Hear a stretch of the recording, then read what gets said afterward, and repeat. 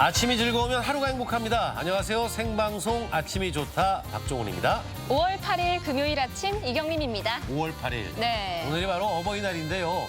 이 어버이날 부모님의 은혜에 감사하는 마음을 되새기고 네. 웃 어른에 공경하는 이 경로 효친의 의미까지 담고 있는 날이죠. 맞습니다. 예부터 우리가 가장 중요하게 생각한 게 바로 효잖아요. 네. 오늘만큼은 사랑하는 부모님께 감사의 마음을 전해주시는 것 꼭 필요할 것 같습니다. 전해야 되는데, 그렇죠? 네. 그런데 코로나19로 인해서 여러 가지가 변했다고 그랬잖아요. 어버이날 풍경도 변했습니다. 네. 이 선물을 온라인으로 주문하고요.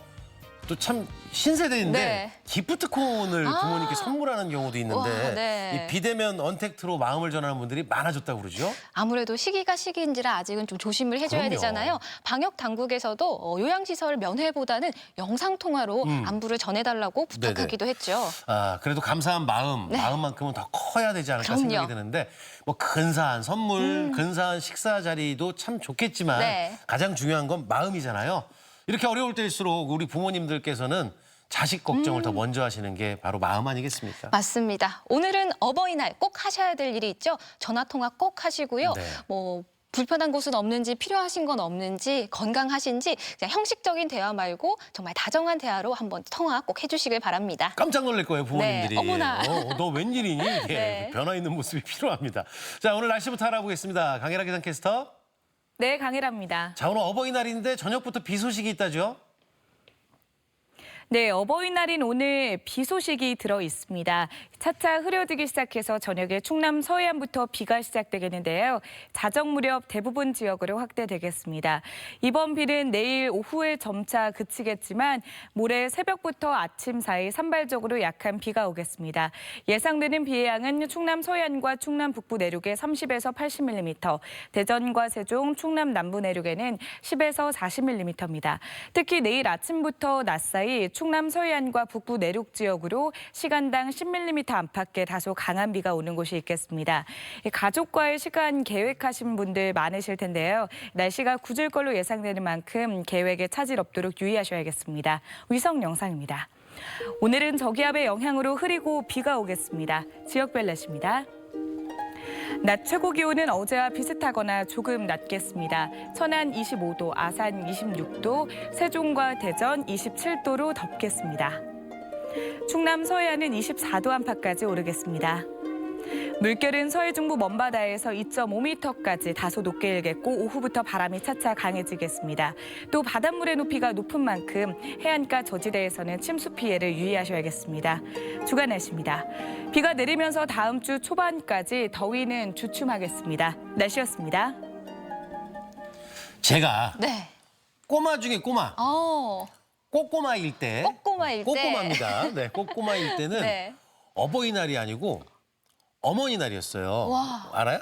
굉장히 옛날 이야기죠? 아니, 그렇게 옛날은 아니고 이제 제가 옛날 얘기죠? 꼬꼬마일 때 1973년에 네. 어버이날에서 어머니 날에서 이제 어버이날로 바뀐 거거든요. 저는 두 개를 다 이렇게 거친 오. 세대. 그런 세대네요. 네. 그렇군요. 그러고 보니 어버이날에 부르는 노래도 네. 어머님 은혜잖아요. 그렇죠. 이것도 역사와 좀 관련이 있을까요? 근데 관련을 떠나서 네. 그 노래 알아요? 알죠. 해봐요. 높고 높은 하늘이라 말들 이렇게 하지만 말만 하면 안 되고 마음이 필요한데 이게 바로 이제 어머님 은혜잖아요. 네. 근데 아버지와 어머니의 마음의 어떤 뭐 차이가 있을까요? 아유, 크기는 똑같지 않을까요? 그렇죠. 똑같은 네. 마음일 텐데 우리 부모님들 그 훌륭하신 부모님들이 계셨기에 사실은 우리가 또 이 자리에 있지 않나 생각이 되는데 네. 그래서 오늘은 방송을 통해서 그냥 이 방송하는 김에 부모님에 대한 사랑을 좀 표현하면 어떨까? 어머, 훈훈하네요. 제가 훈이에요. 네. 이런 훈훈한 네. 분의 훈훈한 소식, 뭐 본인의 이야기가 화면에 나오면 또 얼마나 뿌듯하시겠어요. 그럼요. 네.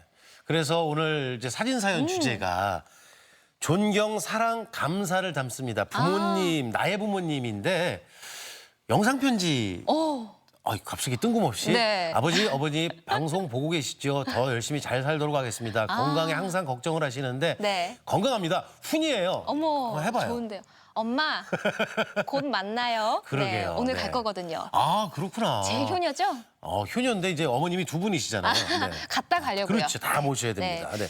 어떻게 이제 사진 사연을 참여해야죠? 네, 사진 사연 보내는 방법 알려드릴게요. 생방송 아침이 좋다 앱을 내려 받으셔도 되고요. 인터넷 주소창에 아침이좋다.kr 입력하시고 닉네임과 전화번호 쓰면 오늘도 사진과 사연 보내주실 수 있습니다. 사연 보내주시면 저희가 선정해서 선물도 드리니까요. 많이 어버이날 보내주세요. 선물까지 받으면 참 최고죠. 좋겠네요. 네. 부모님에 대한 사연, 존경의, 사랑의, 감사의 사연을 보내주시면 되겠습니다. 네. 자, 오늘 금요일 첫 소식 문화하나들인데요. 네. 제가 아까 훈이에요 했잖아요. 아주 오늘 문화하나들이 그냥 훈훈함의 끝판왕입니다. 네. 맞습니다. 5월 하면 뭐 가정의 달, 뭐 어버이날도 있고 어린이날도 있고 부부의 날까지 있잖아요. 참 가족의 의미를 다시 한번 생각해 보게 되는데 문화나들이 오늘 준비한 소식도 가족에 대한 이야기죠. 맞습니다. 가족들끼리 밴드를 결성을 해서 와. 음악 활동을 하는데 네.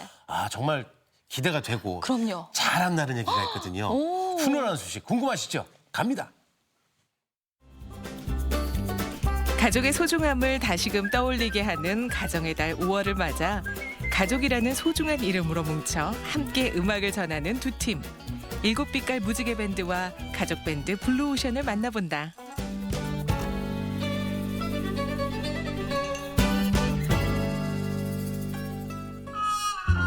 충남 계룡의 한 아파트. 북적북적한 소리가 새어나오는 한 가정집에 특별한 음악가가 산다. 안녕하세요. 어서 오세요. 얘들아. 네. 여기 모여봐. 잠 나와봐. 방송국에서 오셨어.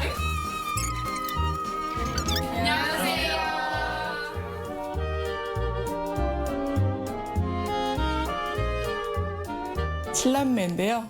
좀 많아요. 딸이 둘 있고 아들 5에 다복하게 지내고 있습니다. 아버님이랑 금슬이 굉장히 좋으셨나 봐요. 아니요. 이거 금수라고는 상관없어요. 근데 이제 아이들 키우다 보니까 아이들을 통해서 제가 얻는 것도 많고 날수록 이쁘더라고요. 그래서 남편과 상의하에 더 낳자 해서 낳다 보니까 7가지 낳았어요. 90이 넘은 할아버지와 3대가 함께 살며 다복한 분위기를 자랑하는 가족. 평소에는 여느 집과 다르지 않은 풍경이지만 특별한 점은 가족으로만 구성된 연주단을 만들어 전국을 누비며 공연 봉사를 이어간다는 것. 이렇게 사춘기에 접어들면서 부모님이 어떻게 하면 자녀들과 소통을 할 수 있을까라고 많은 고민을 하셨어요. 그러던 중에 이제 저나 또 둘째, 셋째 동생들이 다 악기를 하고 있다는 공통점이 있었고 그것을 이용해서 소통을 해보자라고 생각을 하셔서 뒤늦게 음악을 시작하시게 되었어요. 그리고 당연히 이제 저희 큰 누나 형들이 음악을 하고 있다 보니 자연스럽게 어린 동생들도 같이 음악을 하게 됐고 아빠, 엄마와 함께 7명의 자녀 모두가 7빛깔 무지개 밴드라는 이름으로 활동하는 가족. 피아노, 첼로, 플룻 등 다양한 악기 연주부터 노래까지 아이들이 직접 한다.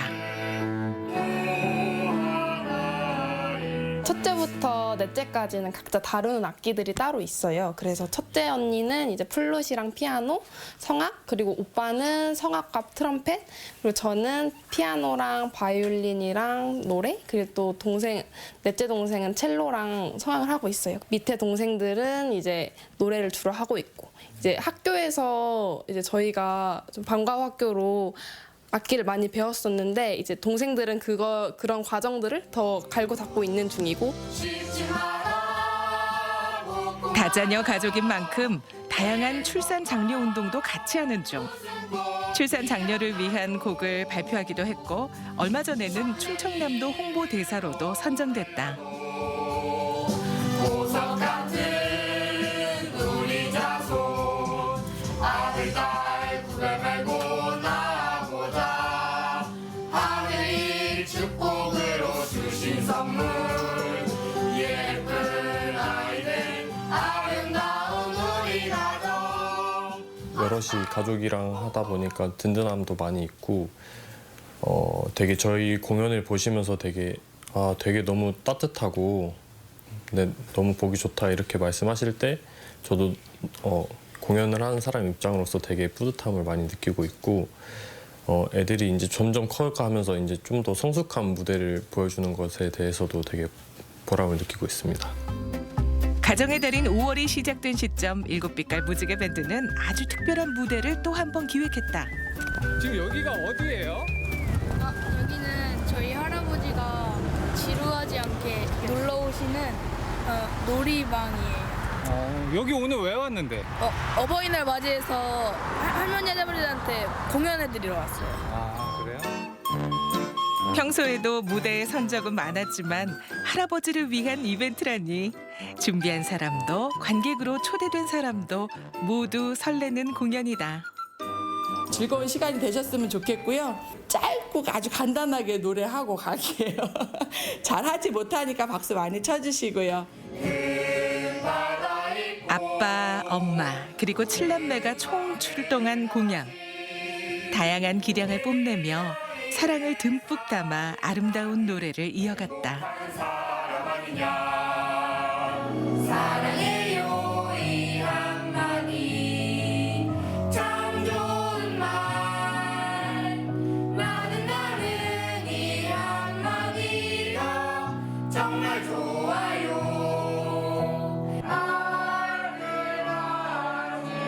7빛깔 무지개 밴드가 만드는 가족의 하모니는 따뜻한 위로와 행복을 선물하고 음악 그 이상의 진한 감동을 담아 더 큰 사랑을 전한다. 이모 애들을 보면 참 기특한 마음이 요루해갈 것도 없어요. 모든 가정이 행복해지는 그날까지 저희 가족 아이들과 같이 음악으로 한번 열심히 뛰어보려고 합니다. 가정의 달 5월 저희 가족처럼 사랑과 행복이 가득하세요.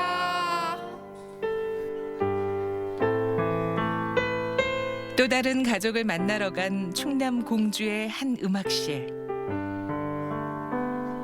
이곳에선 가족 밴드 블루오션을 만날 수 있다. 저는 정이 많은 아빠, 예쁜 딸, 착한 아들이 함께하는 가족 밴드 블루오션입니다. 평소에도 음악을 즐기던 가족이 본격적으로 함께 활동을 시작한 건 2005년. 노래를 부르고 기타를 치는 아빠. 그리고 음악을 전공한 두 자녀, 둘째 딸 세영, 막내 아들 성현 씨까지 지금은 이 세 명이 블루오션이라는 이름으로 함께 활동하는 중이다.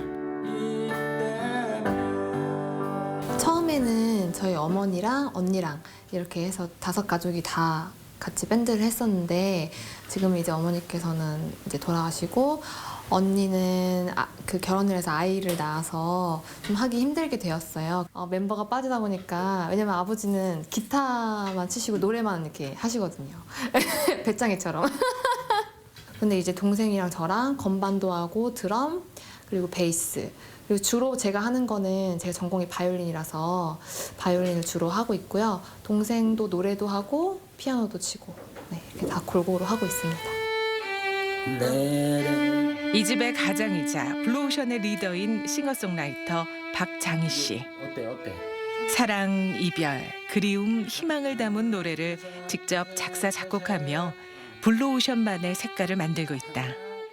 사람들은 살다 보면 좀 더 가족과 이별을 하게 되고 또 이별하는 과정들이 전부 다 다르기 때문에 거기에 이제 아픔과 슬픔을 가지고 있죠. 이별한 가족들을 위한 사별한 가족들을 위한 그런 좀 그분들에게 위안을 드릴 수 있는 그런 음악을 만들고 있습니다. 지금은 타지에서 아버지와 떨어져 살고 있는 세영 씨와 성현 씨가 공주에 와서 가족이 함께하는 날이면 언제나 그렇듯이 합주부터 시작된다고.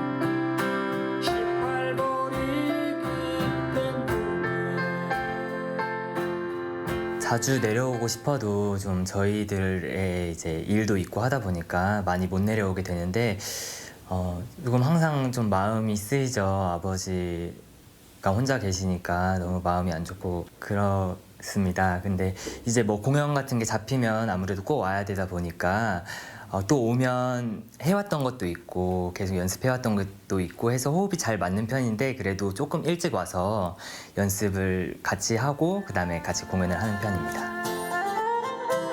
또 가족이 모이면 버스킹 공연도 이어진다. 인생이 묻어있는 블루오션의 노래를 향해 아낌없이 쏟아내는 잔잔한 박수갈채와 음악에 대한 애정이 이들의 무대를 계속되게 하는 것이다. 가족들끼리 하다 보면 이제 어릴 때부터 그 아이들의 성격을 잘 아니까 연주를 할 때 서로가 이제 원하는 거를 조금 더 알 수가 있으니까 시간이 좀 절약되면서 좋은 그 하모니를 낼 수가 있는 것이고. 그대가 떠나요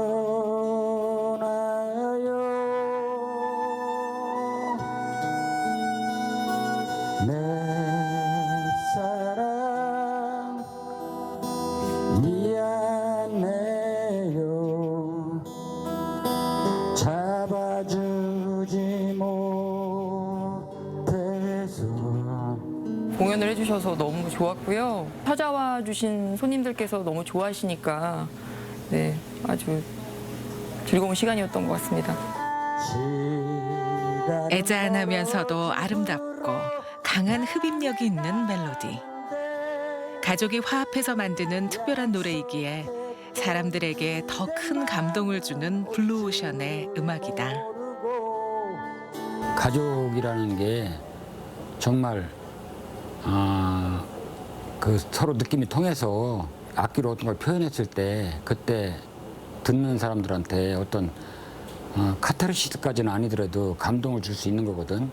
그렇게 이제 앞으로 뭐가 됐든지 간에 연주 하나라도 똑바로 좀 연습할 때도 그렇고 감정 담아서 이렇게 해가지고 하는 데까지는 열심히 해봤으면 하는 게 아빠 바람이야. 끈끈한 가족애로 뭉치고 그 안에서 함께라는 의미를 찾아 음악으로 하나가 된 이들.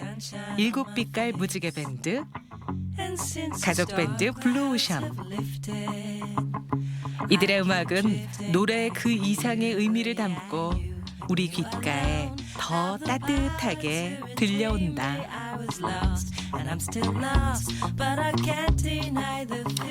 역시는 역시라고요. 네. 가족끼리 똘똘 뭉치니까 그냥 음악도 연주도 훨씬 더 귀에 쏙쏙 들어오고 아름답게 맞습니다. 느껴지네요. 피는 물보다 진하다고 하잖아요. 네. 혈연 관계분들이 이렇게 똘똘 뭉치니까 협동도 단합도 그 시너지 효과가 더 크게 느껴집니다. 그러니까. 와. 야, 이게 참 뭐라든지 잘할 것 같고 잘할 겁니다. 네, 네. 잘 될 거고요. 네. 네, 다둥이네 가족 7빛깔 무지개 밴드 그리고 멋진 싱어송라이터 아빠가 있는 가족 밴드 블루오션까지 네. 만나봤는데요. 앞으로도 멋진 음악 많이 들려주시면 좋겠네요. 네. 계속해서 이번에는요. 주문진 수산시장으로 갑니다. 갑자기요? 확 가는 거예요. 와. 네. 이게 훈훈한 소식을 네. 만났으니까 좀 더 상쾌한 소식으로 연결을 해서 기를 좀 받았으면 좋겠는데 네. 탁 트인 바다를 끼고 있는 수산시장이거든요. 시원함을 느끼기 위해서 한번 가보시죠. Everybody is kung fu fighting. Your mind becomes fast as lightning. 이거는 또 바로 돌려. 우와. 저도 얼굴이 좀 긴 편인데 제 얼굴보다 더 길어. 와.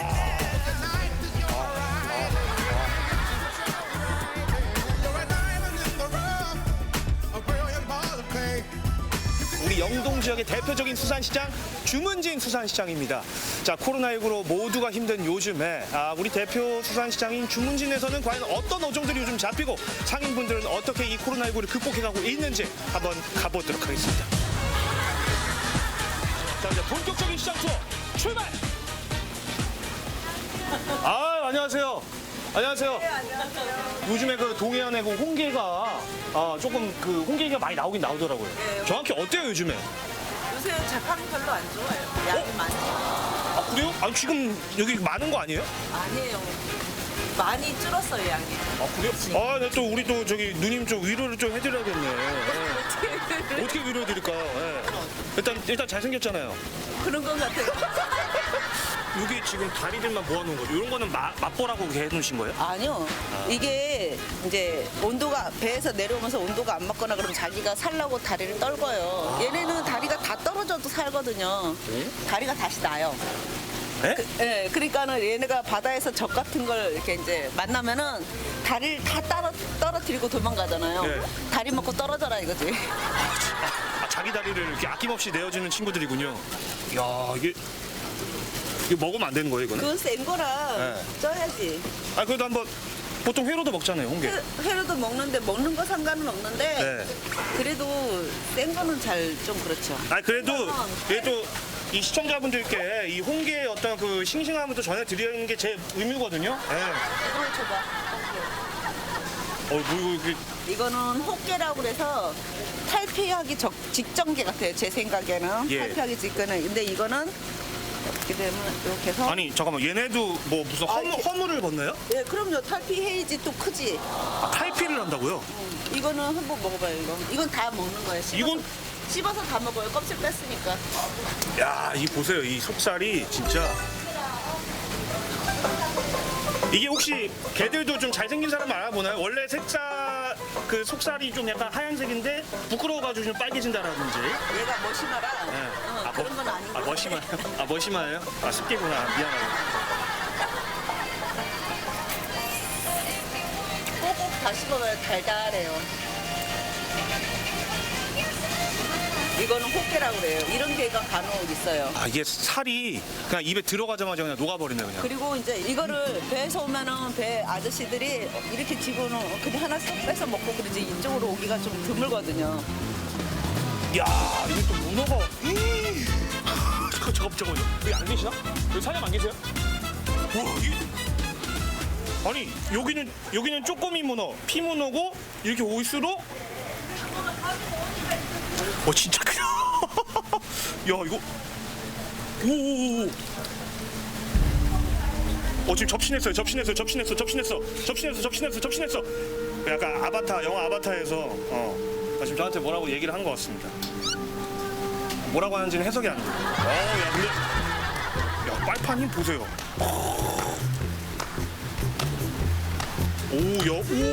나 먹잇감으로 아는 거 아니야? 저게 혹시 그 TV에서만 보던 대왕문어 막 이런 건가요? 네. 대왕문어가 여기 주문진에서 또 잡히는군요. 아유, 그럼요. 저거는 이제 어쩌다가 이제 많이 안 나고요. 어쩌다가 한 번씩. 저거 잡힌 날은 좀 운이 좋은 날입니까, 그러면? 예. 복권 사셔야 되는 거 아니에요? 아니에요?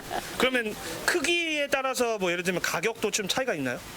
크기가 따르면 지금 요런 사이즈가 최고 노야리고요. 아, 그래요? 예. 요런 거는 가격이 싸요. 아, 오히려. 너무 크니까 이게 단가가 너무 많잖아요. 2만 원씩만 해도 이게 50만 원짜리. 그러니까 이거 50만 원 받을 수가 없어요. 그럼 예를 들면 요거는 한 몇 인분이 먹는 거예요? 요 큰 거랑 요거는 몇 명이서? 요거는 한 40명 먹죠. 다리 하나만 해도 하나만 삶아도 여기 뭐 한 10만 원짜리 낸 게 나와요. 이런 거는. 그 정도로? 네. 한번 좀 들어볼 수 있나요? 못 들어요. 저는 힘이 센데? 그거 상관없이. 아니, 그냥 못 든다고요. 못 들어요? 예. 이것도 들기가 좀 비키세요. 이거 좀 들기가 좀 야, 이 빨판 힘이 엄청나구나. 이 힘이 있어갖고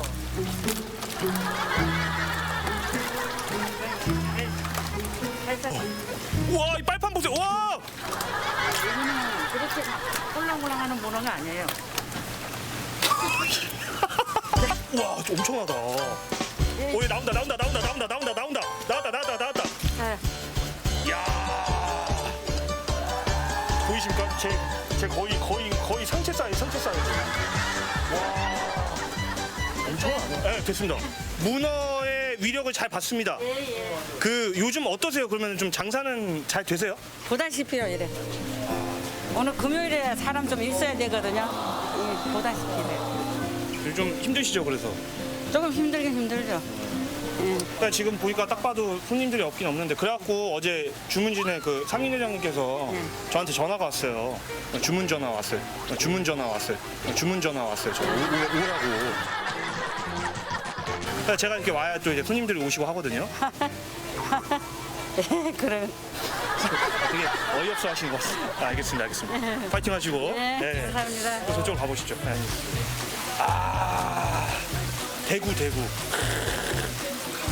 야, 여기 지금 여기는 완전 그냥 생선 백화점이네. 와, 종류별로 엄청 많네. 지금 손질하고 계신 것도 대구죠? 이거는 이면수. 아, 이건 이면수. 누구야? 네? 누구야? 저요? 저요? 저요? 저 누구냐고요? 저 이런 사람입니다. 김기환이? 네, 저 아시죠? 얼굴 많이 낯익지 않나요? 근데 텔레비에서 봐도 힘을 보면 잘 모르겠더라고. 네, 생선이 잘생겼어요? 제가 잘생겼어요? 아, 당연히 이제 뭐라 그래야 돼? 아니, 그걸 그렇게 고민하십니까, 그거를? 생선은 싱싱한 거고. 이거 다 오늘 잡아오신 것들이에요? 예, 오늘 와, 잡은 거. 엄청 많다. 이렇게 싱싱한데 이게 손님이 없네. 아이고, 어떡해요? 그러니까요. 좀 사가지고 가요. 사가지고 가라고요?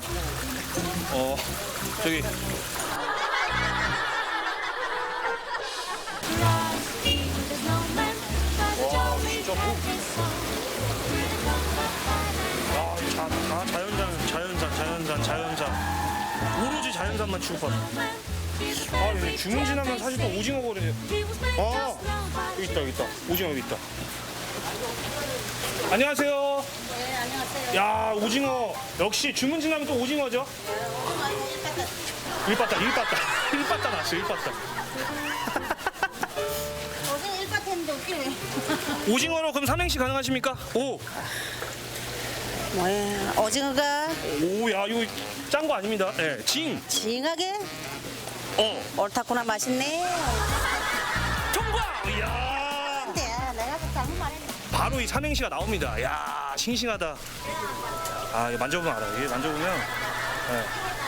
아, 제가 그 한때 좀 부전공이 이제 해양 생물학이었거든요. 만져보면 딱 알거든요, 이거를. 그래서 싱싱하네. 금냉이다.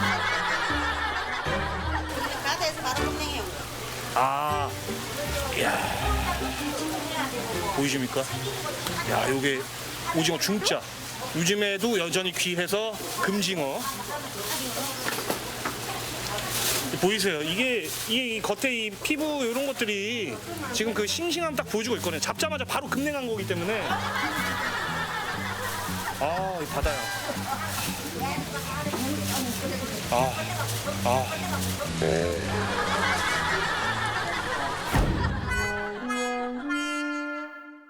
아니, 누님, 여기 그 주문진 수산시장 자랑 좀 한번 해주세요. 약간 포스가 수액이 느껴지십니다.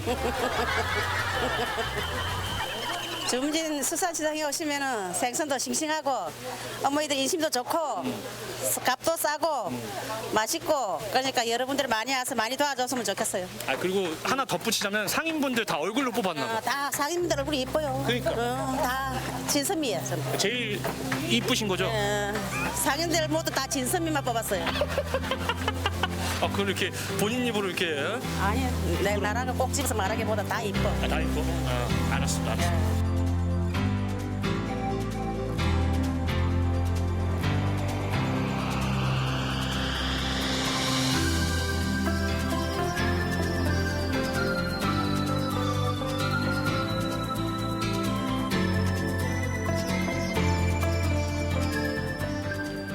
야, 홍게로 시작해서 네. 봤어요? 대왕문어? 우와, 정말. 그리고 각종 생선들의 주문진에서 네. 빠질 수 없는 게 이제 오징어.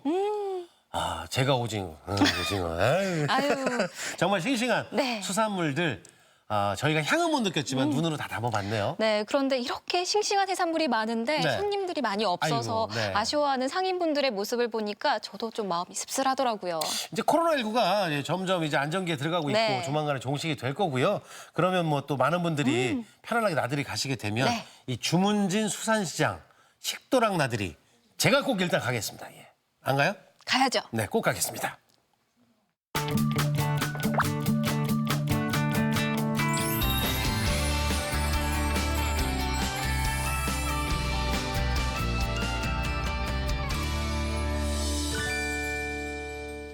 생방송 아침이 좋다 금요일 순서 함께하고 계십니다. 네. 오늘의 사진 사연 주제가 존경, 사랑, 감사를 담습니다. 나의 부모님인데요. 사랑하는 부모님의 이야기 많이 보내주시면 저희가 선정해서 그렇죠. 선물도 드리니까 추억도 쌓으실 수 있고요. 맞습니다. 영상 편지는 아니지만 영상으로 만나는 이제 문자 편지라고 네. 생각하시고 예, 많이 보내주시고 참여해 주시면 좋겠습니다. 자, 이어서 건강 톡톡 시간인데요.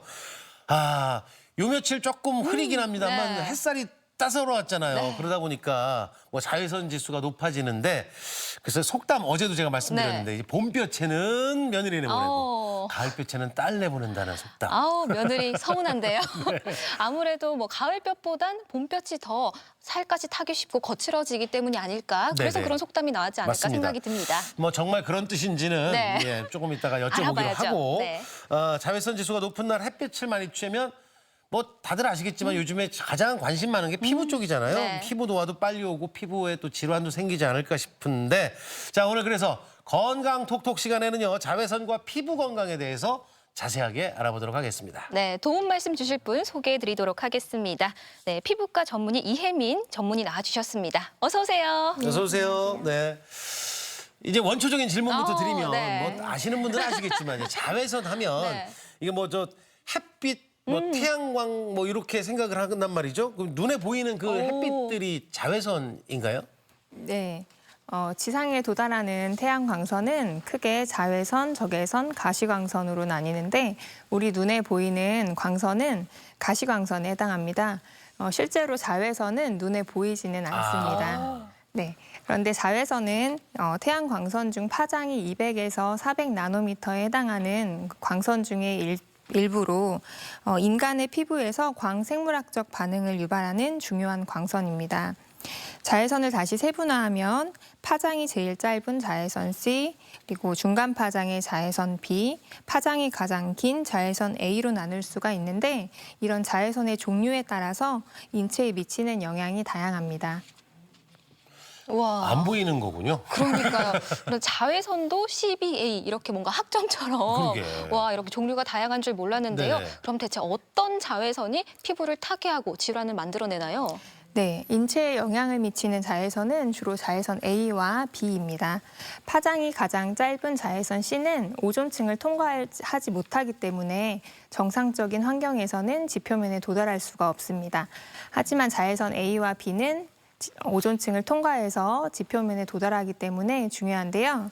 이 자외선 A와 B의 생리작용은 우리 몸에 이로운 점도 있지만 해로운 면도 있습니다. 먼저 유익한 생리작용으로는 비타민 D를 합성시키고 또 건선이나 백반증 같은 피부 질환을 치료하는 목적으로 사용될 수 있고 또 멜라토닌 분비 조절을 통한 생체 시계로서의 역할, 또 기분을 좀 좋게 만드는 고양 효과도 있습니다.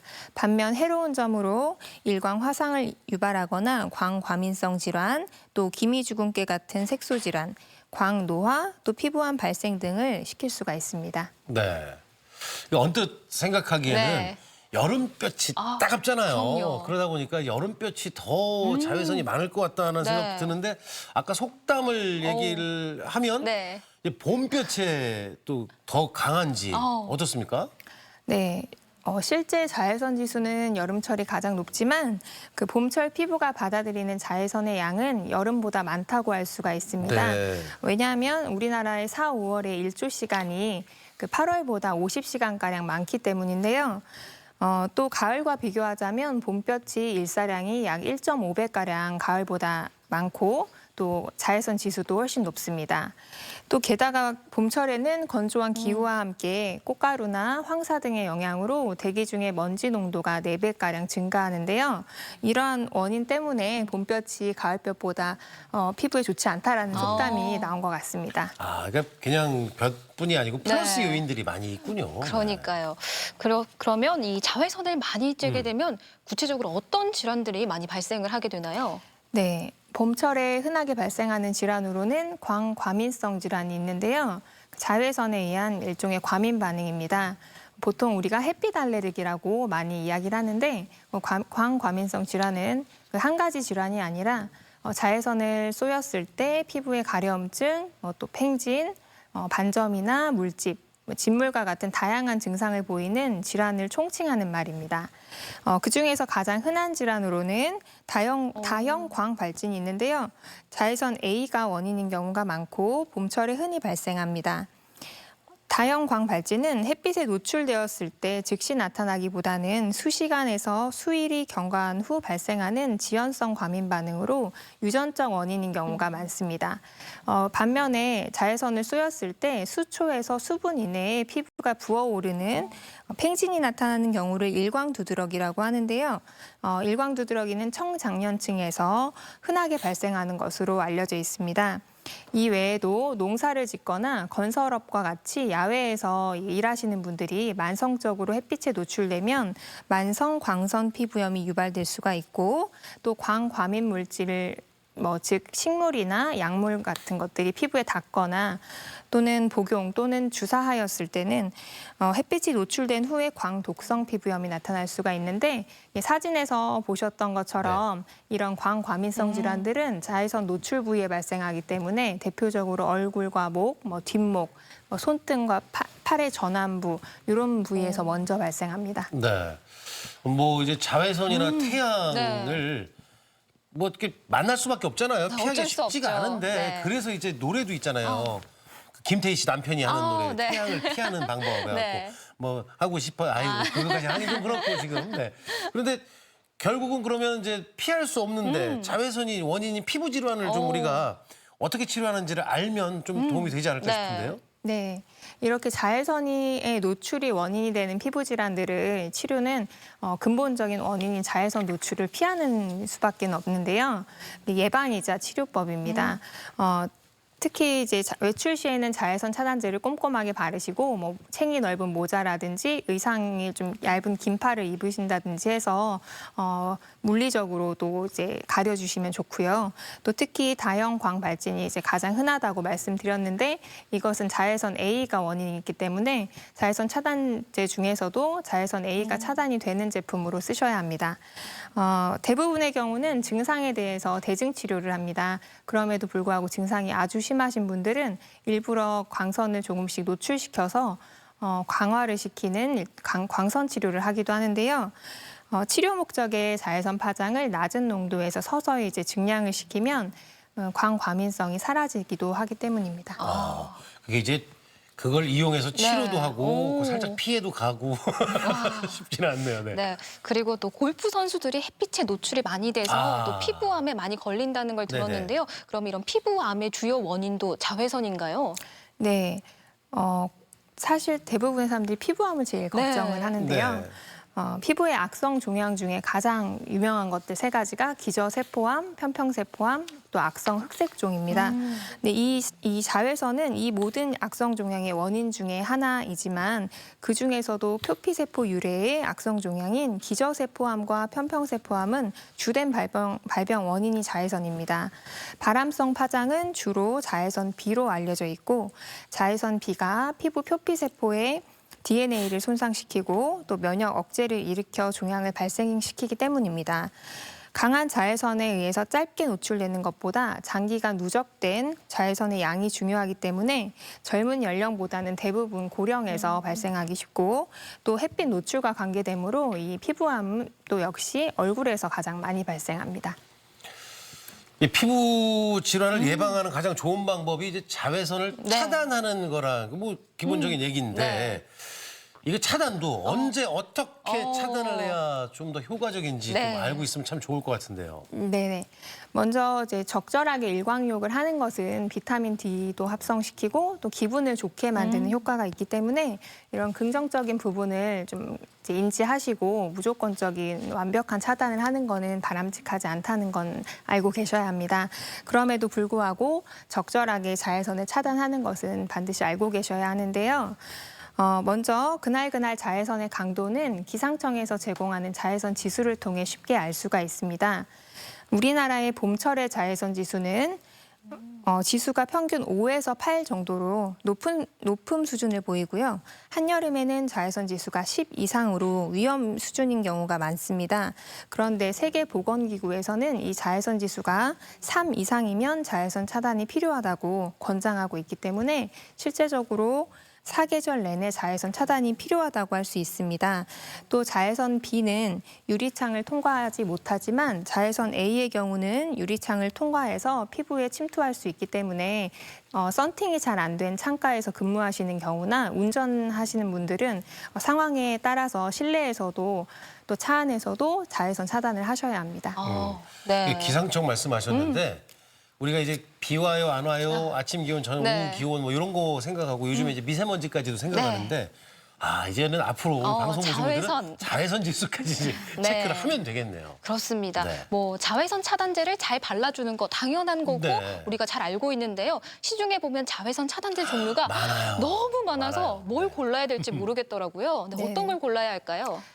일단 자외선 차단제를 고르실 때는 자외선 차단제의 종류와 자외선 차단 지수 그리고 차단 범위를 고려하시면 되는데 자외선 차단제의 종류가 이렇게 많지만 크게는 두 가지로 분류가 됩니다. 자외선 차단제는 크게 자외선 흡수제라고 불리우는 화학적 차단제와 자외선 산란제라고 불리는 물리적 차단제가 있는데요. 화학적 차단제의 경우에는 화학물질을 합성해서 자외선이 피부에 침투하기 전에 자외선을 흡수하고 열에너지로 변환시켜서 방출시키는 원리입니다. 대표적으로 파라아미노 안식향산 계열이 대표적이고요. 성분에 따라서 각기 다른 파장의 자외선을 차단할 수가 있습니다. 물리적 차단제의 경우에는 태양광선을 거울처럼 반사 또는 산란시키는 광물성 물질로 이산화티타늄이나 산화아연 제품들이 대표적이고요. 자외선 A와 B 구분 없이 모두 차단할 수가 있습니다. 이 자외선 A와 B 말씀을 하셨는데 모두 차단할 수 있는 이 물리적 차단제가 피부에는 더 좋은 건가요? 예, 반드시 그렇지는 않고요. 네. 예, 왜냐하면 대부분의 이제 시판되는 제품들은 그 화학적 차단제라 하더라도 자외선 A와 B 모두 모든 파장을 차단할 수 있는 그 성분들이 혼합되어 있는 경우가 많기 때문에 물리적 차단제와 화학적 차단제의 자외선 차단 능력이 크게 차이가 있다고 보진 않습니다. 그렇지만 화학적 차단제와 물리적 차단제는 서로 다른 장단점이 있기 때문에 사용하는 사람이나 상황에 적합한 제품을 선택하시면 되는데요. 먼저 물리적 차단제는 자외선 A와 B를 모두 차단할 수가 있다는 장점이 있고 또 민감화 반응이 잘 일어나지가 않습니다. 그래서 피부 안정성이 높기 때문에 알레르기 피부염이나 아토피 피부염, 또 건선이 있는 분들, 피부가 민감한 분들, 또 어린아이들이 사용하기에 적합합니다. 하지만 이렇게 발라보시면 이렇게 하얗게 되는 그 백탁 현상이 있죠. 그래서 미용적 효과가 떨어지고 또 밀폐로 인해서 모낭염이나 땀띠가 발생할 수가 있기 때문에 꼼꼼하게 씻을 때 제거를 하셔야 되는 단점이 있습니다. 반면 화학적 차단제의 경우는 사용감이 우수하고 이렇게 가볍게 발리기 때문에 덧바르기 좋은 장점이 있어 평소에 메이크업 하시는 분들은 화학적 차단제를 선호하실 겁니다. 그렇게 바르시는 게 적합하고요. 반면 피부 민감화나 알레르기 반응 등이 상대적으로 위험도가 높기 때문에 이런 피부 부작용을 조심하셔야 합니다. 네, 이렇게 설명을 잘 들으시고 나에게 맞는 자외선 차단제 잘 골라주시면 좋을 것 같고요. 또 잠깐 생각을 해보기에는 자외선 차단 지수가 높을수록 더 좋은 게 아닐까라는 생각이 드는데 실제로는 어떤가요? 네. 예, 실제로도 자외선 차단 지수가 높으면 차단을 더 잘해주는 건 맞습니다. 그런데 이제 자외선 차단제를 보시면 SPF하고 30, 50 이렇게 써 있는 걸 볼 수가 있는데 이 SPF란 그 선 프로텍션 팩터의 약자로 일광화상을 일으키는 주요 파장이 자외선 B이기 때문에 자외선 B를 차단하는 지수입니다. 그래서 자외선 A가 차단되는 제품에는 PA라고 같이 써 있습니다. 그래서 PA는 보통 숫자로 표기되지 않고 1+, 2+, 3+까지 표기가 되고요. 그 SPF가 높으면 그럼 더 훨씬 효과가 좋냐 이렇게 생각할 수가 있는데 효과는 좋지만 정비례해서 좋아지는 건 아닙니다. 그래서 자외선 그 SPF 지수가 15인 제품과 30, 50인 걸 비교했을 때 30인 게 2배. 50인 게 3배 이상 이렇게 효과가 정비례하진 않고 보통은 SPF가 30 이상만 되면 서서히 곡선이 좀 완만해집니다. 그래서 50 이상의 제품은 우리나라 같은 경우는 50하고 플러스라고 되어 있는 제품들을 볼 수 있는데 해외에 가시면 SPF 100 제품도 있습니다. 네, 사실 50 이상이면 효과에 크게 차이가 없다고 보시는 게 맞습니다. 그리고 SPF 지수는 일상생활에서는 15에서 20 정도만 되어도 충분히 충분하다고 보고 있고, 하지만 장시간 야외 활동을 하거나 운동을 하는 분들, 또 미용 시술 후와 같이 철저하게 자외선을 차단해 주셔야 하는 상황에서는 SPF 지수가 30 이상인 제품을 권장하고 있습니다. 또 네. 바르실 때에는 그 외출하기 2, 30분 전에 바르는 것을 권장하고, 또 어차피 땀과 물에 의해서 지워집니다. 그래서 이 효과를 유지하기 위해서는 2-3시간 정도 간격으로는 계속 덧발라주시는 게 맞습니다. 그렇군요. 그 남자들은 아까 네. 골프 얘기를 했잖아요. 가장 많이 이제 그 자외선 차단제 바르는 때가 이제 골프 운동 갔을 때 네. 바르는데 여러 가지가 있어요. 이제 저 같은 경우는 요만큼 이렇게 해서 네. 쫙쫙쫙쫙 끼고 이렇게 탁탁탁 때리는 꼼꼼하게 경우가 바르시네요. 그런 경우가 네. 있고, 이제 제 친구 녀석은 이만큼을 이렇게 해갖고 비누 세수하듯이 막 이렇게 얼굴에 이렇게 한 겹을 더 씌우는 경우가 있는데, 네. 자 이게 얼마나 발라야 되는지 감이 잘 안 오는데 네. 많이 바른다고 좋은 건가요? 네, 많이 발라야 좋습니다. 그렇군요. 그래서 제가 잘못한 거구나. 네, 자외선 차단제의 적절한 도포량은 우리가 생각하는 것보다 굉장히 많습니다. 왜냐하면 자외선 차단 지수를 측정을 해서 이제 제품에 표기하게 될 때 그 단위 1제곱센티미터당 2mg의 제품을 바른 상태에서 자외선 차단 지수를 측정하기 때문인데요. 그래서 이보다 적은 용량을 바르면 30제품을 발라도 30의 효과를 얻을 수가 없습니다. 사람들이 그런데 실제로 사용을 하는 양을 조사를 해본 결과 우리나라 사람들의 경우는 그 1제곱센티미터당 0.5에서 1mg 정도로 그 원래 사용해야 되는 양의 2분의 1에서 한 4분의 1 정도에 못 미치는 검소하네요. 아끼는 편이네요. 네, 사용하고 있는데요. 그래프에서 이제 보시는 바와 같이 만약에 자외선 차단제를 1제곱센티미터당 절반을 바른다라고 하면 SPF 15 제품을 발랐을 때는 SPF 지수가 5 정도밖에 안 나옵니다. 그리고 30 제품은 10이 약간 안 됩니다. 그래서 즉 그 반 정도의 용량을 바르면 원래 그 제품의 3분의 1 정도의 지수 정도의 효과만 얻을 수 있다고 볼 수가 있는데요. 그러면 얼마나 발라야 되느냐 네. 이게 조금 이제 중요해지는데 네. 우리나라 성인의 경우는 얼굴 표면적을 조사를 했습니다. 한 결과 남성은 얼굴의 표면적이 419제곱센티미터, 여자 같은 경우는 371제곱센티미터로 조사되었는데요. 이때 그럼 얼굴에 바를 양은 0.7에서 0.8g 정도 됩니다. 이 용량은 매번 저울로 이렇게 잴 수가 없죠. 그래서 튜브로 된 자외선 차단제를 손가락 2마디 두 마디요? 가득 차게 짜주셔야 됩니다. 그러니까 쭉 짜는 게 아니라 조금 가득 차는 정도로. 아니면 손바닥에 500원짜리 동전의 면적만큼 500원짜리요? 짜시면 그 정도 용량이 나옵니다. 어쩐지 저는 자외선 차단제를 네. 되게 오래 쓰더라고요. 좀 앞으로는 하여튼 이만큼을 짜서 썼는데 얼굴은 저는 아까 뭐 우리나라가 남자가 149? 좀 더. 저는 150, 450 참. 450은 되는데. 네. 야, 이만큼을 짜서. 그러니까 아유, 많이 발라야 되겠네. 네, 생각보다 정말 많은 양을 발라야 그러니까. 되니까요. 뭐 2마디 정도라고 하니까 네. 양도 좀 저는 잘 3마디. 지켜주면서 네, 얼굴 사이즈에 따라 잘 발라주시면 좋을 것 같고요. 네네. 자외선이 걱정이 되긴 하지만 우리가 자외선을 완전히 피할 수는 없잖아요. 그렇죠. 뭐 비타민 D도 합성을 해야 되고. 요즘에는 뭐 네. 면역력 때문에. 네. 그럼요. 그러니까 비타민 D도 잘 합성하면서 피부 질환도 피할 수 있는 그런 방법은 없을까요? 네, 비타민 D가 이제 중요하게 요즘에 대두되고 네. 있는 것 중에 하나인데요. 건강한 사람들도 혈액 검사를 해보면 비타민 D가 80에서 90%는 부족하거나 결핍하다고 나옵니다. 저도 그렇게 나오거든요. 그런데 요즘 현대인들은 대부분 실내에서 생활을 하거나 근무를 하시고 또 외출을 하더라도 철저하게 자외선을 차단하려고 노력하는 편이기 때문인데요. 비타민 D는 면역력과도 관계가 되고 뭐 잘 아시겠지만 뼈의 성장과 그 유지, 무기질의 항상성 유지에 필수적인 호르몬입니다.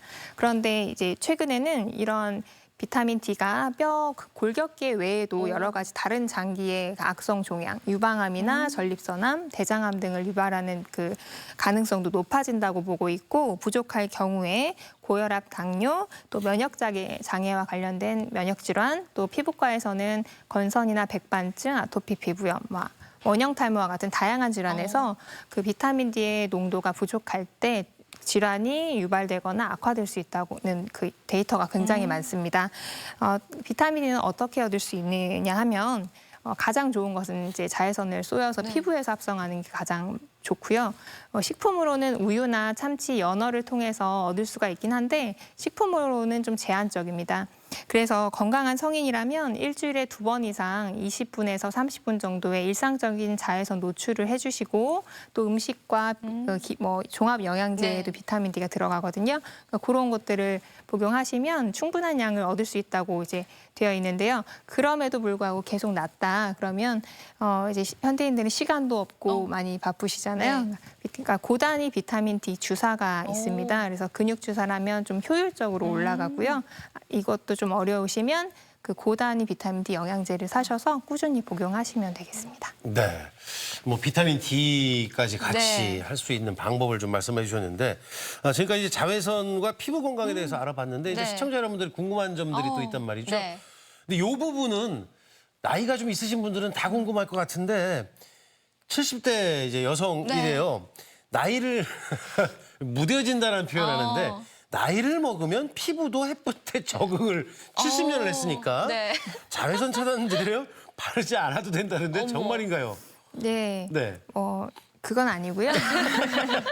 자외선에 많이 노출이 되면 경우에 따라서는 피부가 좀 두꺼워지는 경우도 있습니다. 왜냐하면 피부 자체는 자외선에 의해서 우리 자체의 피부를 보호하기 위해서 두꺼워지는 경우도 간혹 있지만 일반적으로는 만성적으로 노출된 분들의 이제 피부를 보면 굉장히 얇게 변해 있습니다.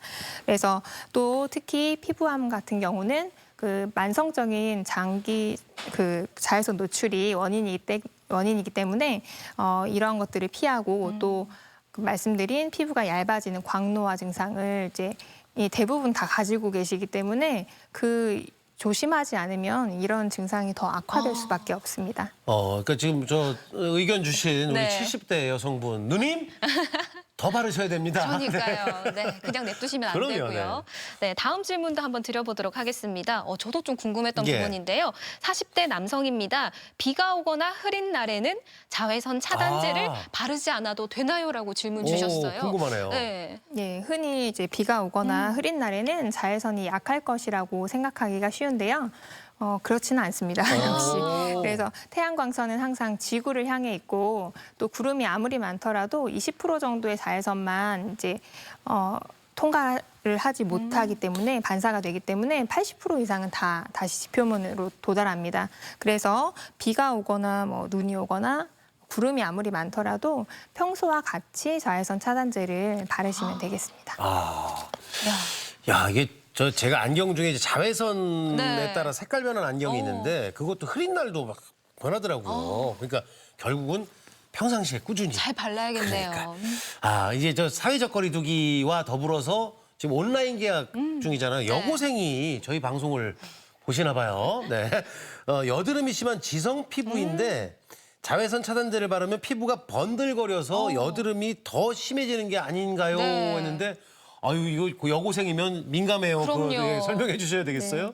예, 앞서서 이제 자외선 차단제 종류를 설명드릴 때 그 피부 민감도가 낮지만 그 밀폐로 인한 모낭염이 악화될 수 있는 건 물리적 차단제라고 말씀을 드렸었는데요. 그러니까 지성인분들이나 여드름이 있으신 분들은 그 물리적 차단제를 사용하면 모공을 막아서 여드름이 악화되는 경우가 있습니다. 그래서 이런 분들은 화학적 차단제를 쓰시는 게 이제 여드름 부분에서는 조금 안전할 수 있는데요.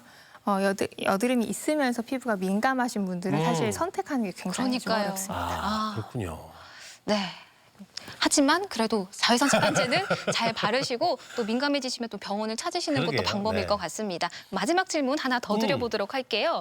자외선 때문에 피부암에 걸릴 수도 있다던데 사막이나 점과 피부암은 어떻게 구별하나요? 예, 피부암과 사실 사마귀 점 이런 것들의 구분은 뭐 쉬운 경우는 육안으로도 쉽게 확인이 되는 경우도 있는데요.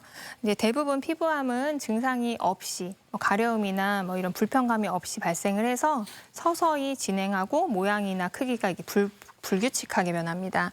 그리고 많이 진행을 하면 쉽게 출혈이 되는 경향도 있습니다. 그래서 사마귀와 검버섯도 보통은 자각 증상은 없지만 자세히 보면 표면 변화가 조금 다릅니다. 그리고 점 같은 경우는 매끈한 표면을 보이기 때문에 구분이 좀 안 되는 경우도 있는데요.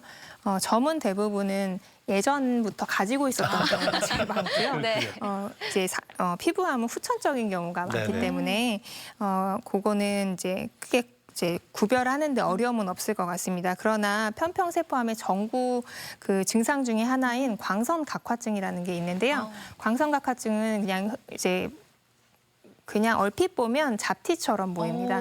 잡티나 노화에 의한 잡티처럼 보이기 때문에 그냥 별 신경을 쓰지 않고 있다가 보통 10년 안에 10% 정도는 암으로 진행할 수 있다고 되어 있기 때문에 광선각화증 같은 경우로 찾아오시면 저희가 조직 검사를 보통 합니다. 그래서 암과 이제 감별을 하기 위해서 제일 좋은 건 조직 검사를 해보는 것입니다. 네. 뭐 많은 분들의 궁금증을 다 풀어드린 것 같은데요. 오늘 건강톡톡 자외선과 피부 건강에 대해서 알아봤는데 결론은 꾸준히 많이 바르셔야 된다는 거 중요하고요. 다음 이 시간에는 무릎 관절염에 대해서 저 궁금합니다. 우두둑 하거든요. 알아보도록 하겠습니다. 궁금한 사항 역시 게시판에 남겨주시죠. 네, 지금까지 이혜민 피부과 전문의와 함께했습니다. 도움 말씀 고맙습니다. 고맙습니다. 감사합니다.